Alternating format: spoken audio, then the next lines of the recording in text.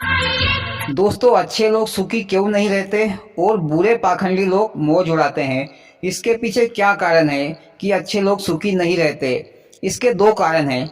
चलिए दोस्तों, मैं आपको एक कहानी के माध्यम से बताता हूँ कि वे दो कारण क्या है। दोस्तों, कहानी को बहुत ध्यान से सुनना। कहानी बहुत ही रहस्यमय और ज्ञानवर्धक है। दोस्तों, किसी नगर में एक विधवा स्त्री रहती थी। जवानी में ही उसके पति का स्वर्गवास हो गया था, लेकिन उस स्त्री की तीन बेटियां थी। वह स्त्री बहुत ही गरीब थी। वह दिन रात लोगों के घर काम काज करके अपना तथा अपनी बच्चियों का पालन पोषण करती थी। लेकिन संयोगवश उसका भी अंतिम समय आ चुका था।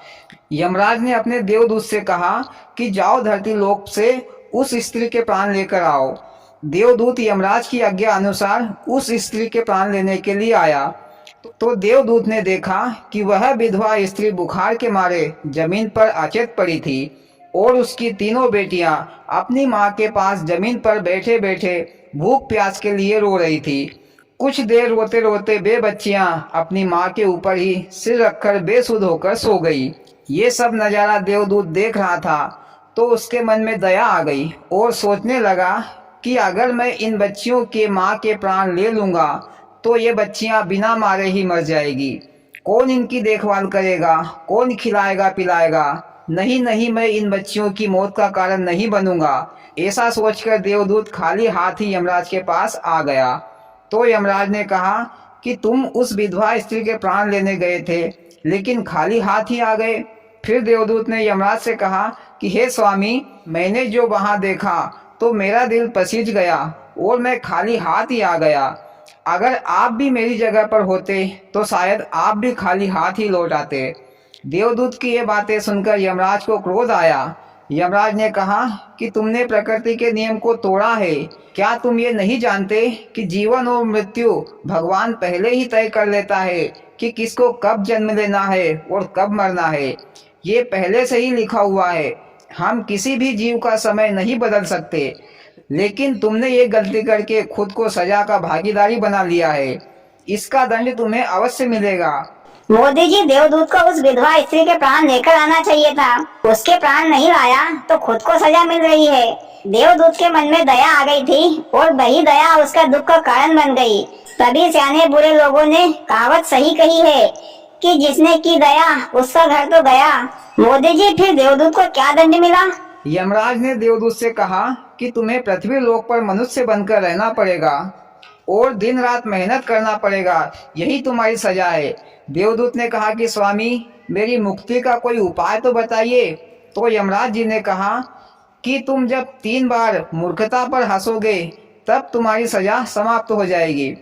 फिर यमराज ने देवदूत को मनुष्य बनाकर पृथ्वी पर फेंक दिया। मोदी जी, फेंक दिया? अरे उसके तो हाथ पैर टूट गए होंगे। अरे इतनी दूर से गिरेगा तो हाथ पैर तो टूटेंगे ही। अरे भैया, मेरे कहने का मतलब कि पृथ्वी पर छोड़ दिया।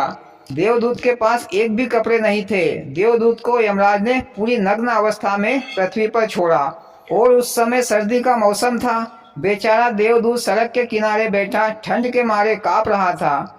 इधर एक मोची अपने बच्चों के लिए कपड़े खरीदने के लिए बाजार उसी रास्ते से जा रहा था। तो मोची ने देखा कि कोई आदमी नग्न अवस्था में ठंड के मारे कांप रहा है। तो वह मोची बाजार से उस देवदूत आदमी के लिए कपड़े और कंबल लेकर आया और उसे दे दिया और कहा कि भैया, तुम्हारा घर कहाँ है, मैं तुम्हें घर तक छोड़ देता हूँ। तो उस देवदूत आदमी ने कहा कि भैया, मेरा इस संसार में कोई नहीं है, ना ही मेरा कोई घर है और ना ही मेरा कोई रिश्ता नाता है।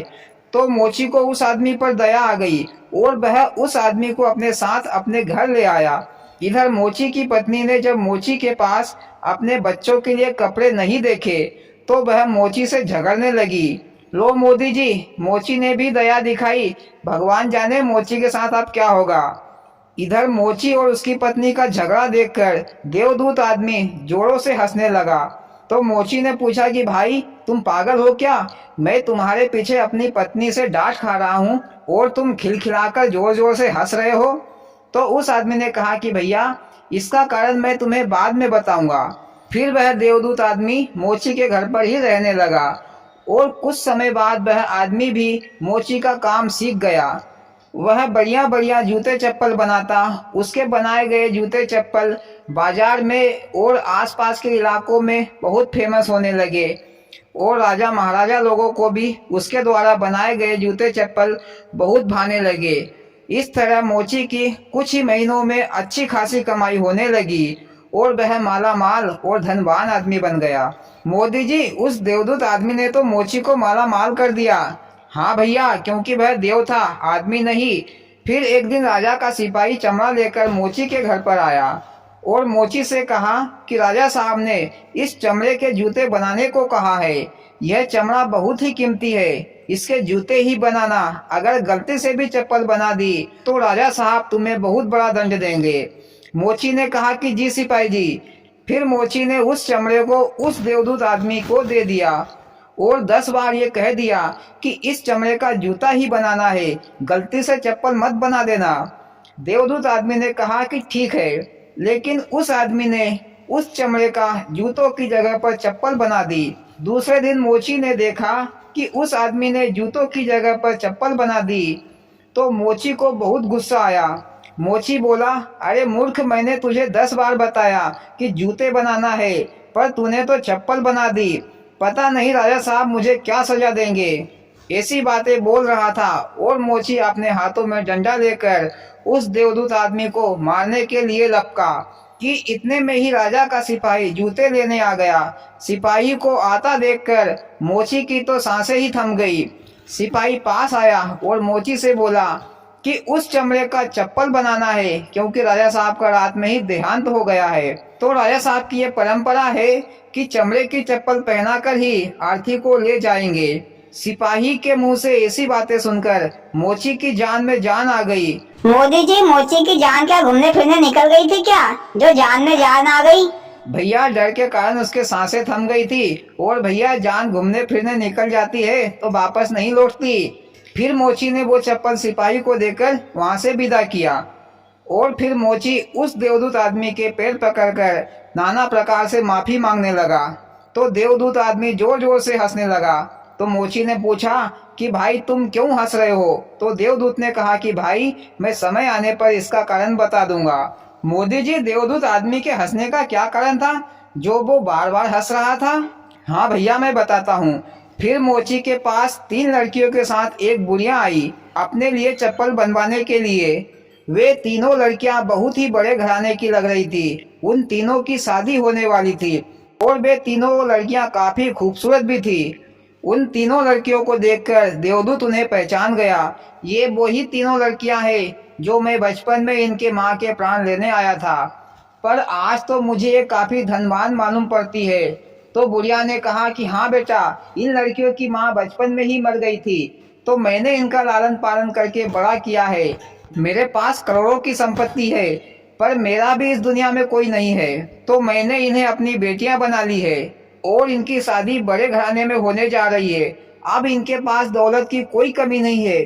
फिर वे चारों वहां से चल दिए। उनकी ये बातें सुनकर देवदूत आदमी फिर जोरों से हंसने लगा। तो मोची ने कहा कि भैया, तुम्हारे हंसने का कारण तो बताओ।